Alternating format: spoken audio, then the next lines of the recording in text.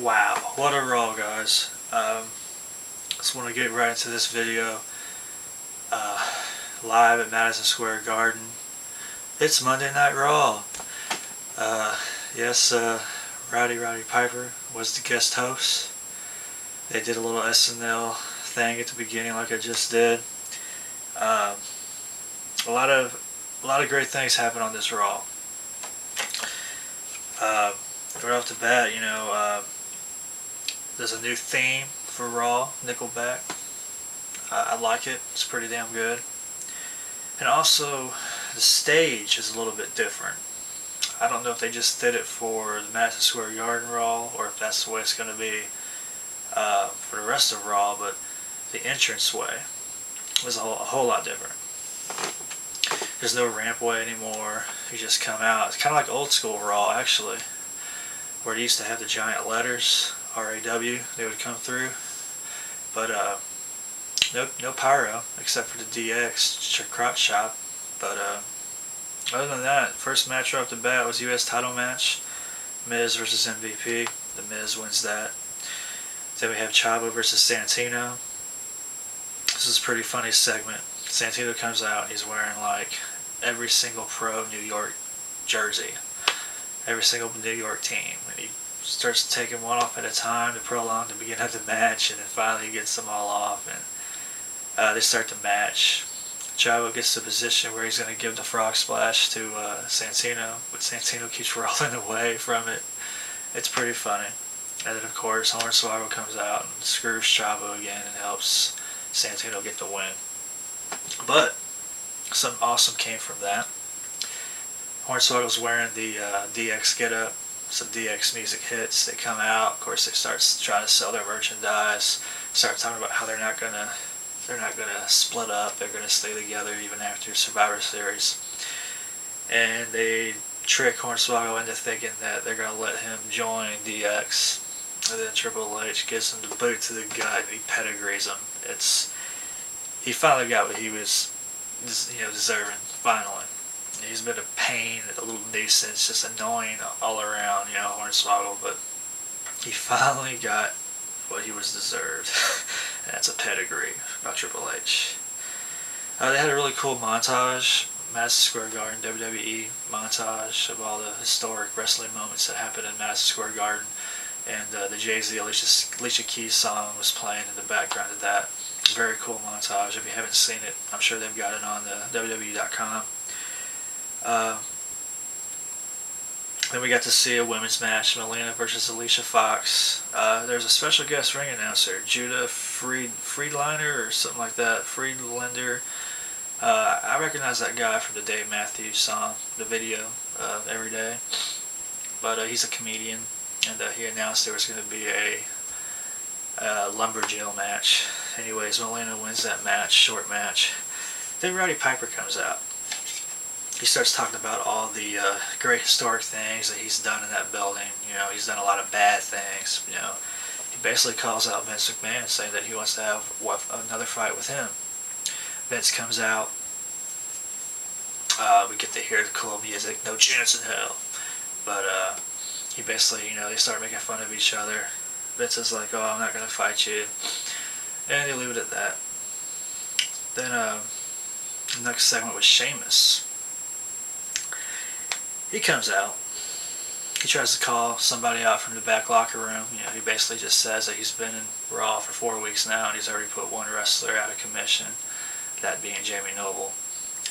And he's looking for a fight. He goes out and roughs up the timekeeper, I believe, throws him around.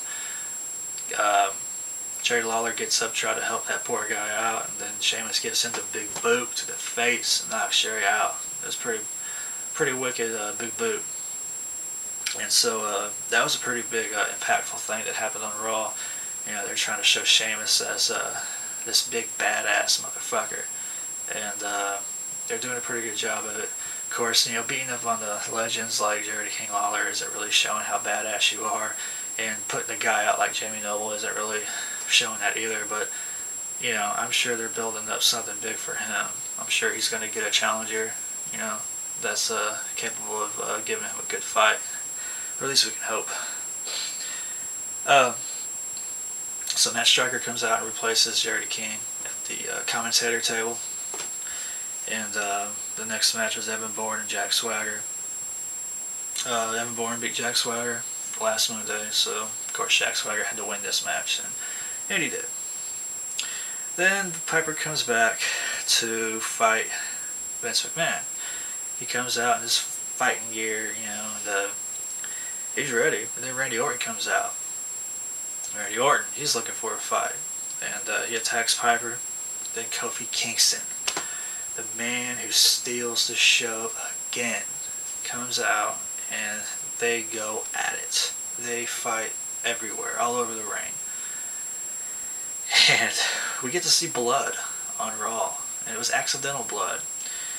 Anyways, they're in the technical booth area of the arena, and Kofi Kingston picks up this big, heavy lid that goes on one of those, I guess, cable boxes or whatever. He picks it up and he levels Orton with that thing. It was wild. It was a good shot. Orton tried to block it, but his head blocked it more than his hand did. And he started bleeding, and he laid him up on this table, and Kofi Kingston did the double leg drop onto him, broke the table. I mean, the crowd went nuts. It was an awesome Madison Square Garden moment. Very awesome. Like I said, Kofi stalled the show again, just like he did when he busted up Randy's car. That was an awesome moment. Then John Cena cuts a promo after that, doing his thing, like he always does. Then it's main event time. And main event, by the time all the introductions are made on the main event, it's already time for Raw to go off the air. So Raw indeed goes into overtime. And it was an awesome match. It was a triple threat tag team. Wasn't too sure how that would go, but man, it was very entertaining. Got to see a lot of good spots, a lot of good moves. It was just very enjoyable. Of course, John Cena and The Undertaker win that match, and Undertaker gives good old John Cena the tombstone at the end of that match. It was I kind of saw it coming when John Cena tagged himself in when The Undertaker was getting ready to give somebody a choke slam, so I kind of figured something like that would happen. But I'm glad that we got to see this whole match. It was very entertaining. Overall, Raw was pretty good. Like I said, the whole biggest moments of Raw, on that Raw was the DX finally giving the boot to Hornswoggle, Sheamus roughing up the King, and then of course Kofi coming out and giving it to Randy Orton. I'm so looking forward to them when they can fight one-on-one. Yeah, and this goes back to my prediction video on Survivor Series on why I think this is just cements how I think Orton's team's going to win, because Kofi just keeps on getting the one-up on Orton. So I'm really thinking the Orton's team's going to win. And give me rate on this, comment, let me know what you thought of Raw. If you haven't subscribed, go ahead and click that subscribe button. Peace out.